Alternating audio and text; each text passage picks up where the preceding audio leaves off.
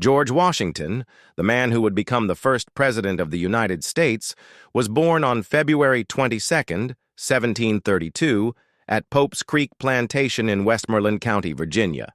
His birth came at a time when the British colonies in North America were thriving under British rule, but George would soon become one of the key figures in a movement that would alter the course of history and lead to the creation of a new nation, free from British control.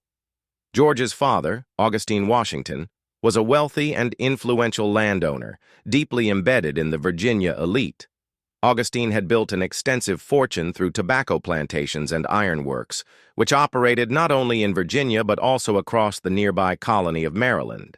His success wasn't limited to farming and industry. Augustine Washington was also active in the local militia and served as a justice of the peace and sheriff for Westmoreland County. He married his first wife, Jane Butler, in 1715, and together they had 4 children before her untimely death in 1729. In 1731, Augustine remarried, this time to Mary Johnson Ball, a woman 23 years his junior. Mary was from a well-established family, and their marriage would bring George and his siblings into the world of Virginia's landed gentry. George was the eldest of the 6 children that Mary would give birth to. Mary Washington, born in 1708, was no stranger to hardship. Orphaned at a young age, she lost her father when she was just a toddler, and her mother passed away when she was only 12 years old. With no parents to care for her, Mary was taken in by a family friend, George Eskridge, a man who would later play a pivotal role in introducing her to Augustine Washington. It was in this way that George Washington came to bear the name of his grandfather, George Ball, when he was born. This was just the beginning of what would be a life full of challenges, decisions, and eventual triumphs. George was born into a world where the social hierarchy of the British Empire held firm, but in Virginia, a colony that was still developing, the Washington family was part of the emerging elite.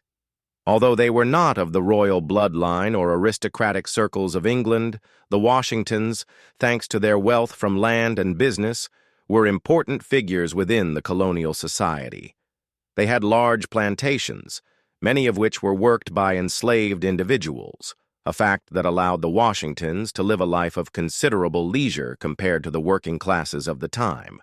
Still, it is important to note that even though they enjoyed wealth and status, the Washington family was far removed from the luxuries enjoyed by the British court. The family's wealth allowed George Washington to grow up in a world of relative comfort, yet his childhood was not without difficulties. Augustine's business ventures and varied interests meant that the family moved around frequently, which led to an unsettled early life for George. In 1735, the Washingtons moved to Little Hunting Creek, a 2,500-acre estate located on the banks of the Potomac River. Then, in 1738, they moved again to Ferry Farm, situated across from Fredericksburg, where George would spend much of his formative years. This move placed the Washingtons in close proximity to Virginia's ironworks, which were central to the colony's growth and prosperity.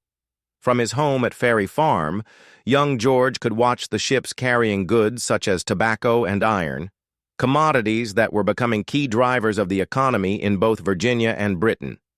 This early exposure to the workings of the economy and industry would later influence his views on trade, commerce, and the emerging needs of the American colonies. Despite the privileged life George enjoyed, it was not free from hardship. His father's death in 1743, when George was just 11, placed a heavy burden on the young boy. Suddenly, George found himself in a position of responsibility, inheriting Ferry Farm while his mother, Mary, took charge of the estate. In many ways, George's relationship with his mother was strained. Mary was a strict, no-nonsense woman, and her authoritarian style of parenting made George's home life difficult.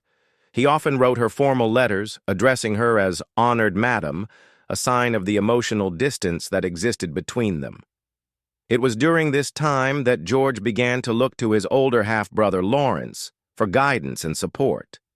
Lawrence Washington, George's half-brother, was 14 years older and had a much different life experience. Having studied in England and served in the British Army, Lawrence had a broader worldview that intrigued young George. Lawrence was a key figure in George's life and was one of his role models. He had served as a captain in the War of Jenkins' Ear against Spain, an early conflict involving Britain, and later became the adjutant general of Virginia's militia. His military service and leadership in the Colonial